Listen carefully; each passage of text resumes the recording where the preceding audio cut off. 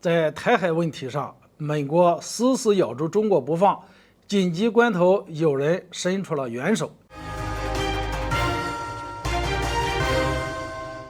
各位网友，大家好，我是肖云华，欢迎收看云华观点。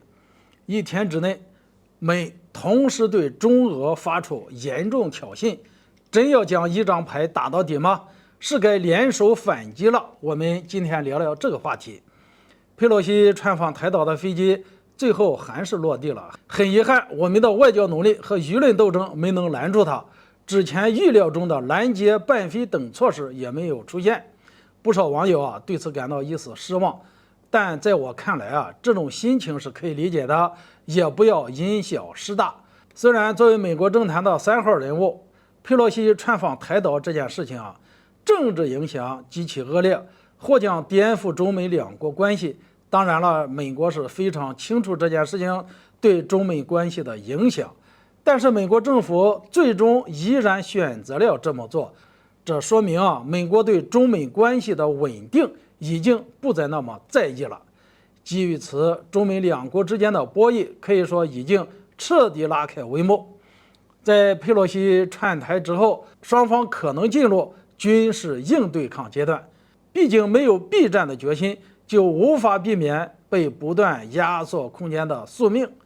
于是，在佩洛西飞机降落在中国台北松山机场的那一刻，解放军东部战区随即宣布要围绕着台岛在6个地区同时实弹军演。不夸张地说，这次军演比台海危机时还要更接近台岛，可谓是一个重大的突破，完整的展现了未来采取必要军事行动的作战地域。毫无疑问，在佩洛西竄台的背后，离不开美国政府以及军队的全面无缝配合。美国媒体一早就放出消息，说明美国国内目前已经达成了一个共识，也就是压制中国的崛起，打压中国的国际空间。贸易战如此，制造新疆、台海问题也是如此，甚至连乌克兰问题祸水东引也是如此。在我看来拜登政府在如何对付中俄两个大国的这件事情上，已经找到了自己独特的方式，也就是将一张牌打到底，不断挑战中俄两国的底线。这不，就在佩洛西竄台的当天，美国又宣布加大对俄罗斯个人和实体实施新一轮的制裁。根据美国媒体的透露，不仅是美国财政部宣布对俄罗斯寡头以及一些公司、金融机构实施制裁，除此之外，美国国务卿布林肯也宣布了对俄制裁。美国此举等于就是在一天之内，同时对中国和俄罗斯两个国家发出最为严重的挑衅。对此，中俄两国又该如何应对呢？